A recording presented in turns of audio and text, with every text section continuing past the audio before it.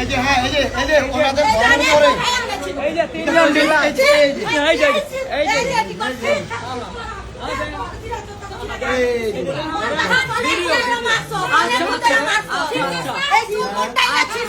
আমরা লাইভে আছি এই যে কাপুর মেয়ে বাবা ব্যবসায়ী এই যে রূপা ঠিক আছে ঠিক আছে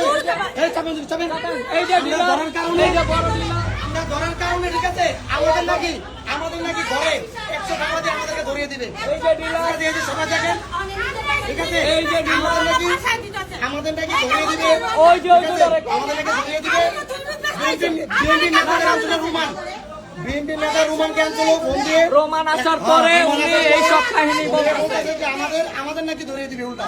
এই যে আমাদের কাছে যে আমাদেরকে পুলিশে ধরিয়ে দিবে হ্যাঁ এই যে বিএনপি নতুন বিএনপি নাম বাংলাদেশে বিএনপি নাম বাংলাদেশে যা আছে নতুন বিএনপি নাম বাংলাদেশে ঠিক আছে আপনারা তো নিজের চোখে দেখলেন যে কিভাবে জামা টান দিয়েছিল ছিঁড়ে কিভাবে বললো যে ছিঁড়ে কি বললো যে ছিঁড়ে কি বললো যে আচ্ছা ঢুকলেন আপনি আমরা চাই এরকম আমরা চাই যে এরকম আমাদের ফের দিতে আছে আমাদের ফের দিতে আছে আমাদের ফের দিতে আছে আমাদের ঢাকা দিবে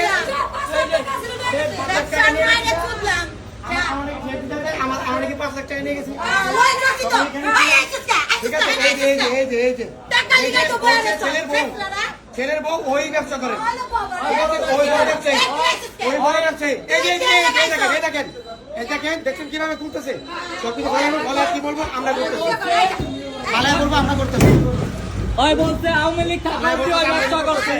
ওই বলছে আওয়ামী লীগ থাকলে ব্যবসা করছে ও আওয়ামী লীগ থাকলে ব্যবসা করছে এখন বিএনপি আসছে তারপর ওরা এই ব্যবসা করবো চালিয়ে যাবে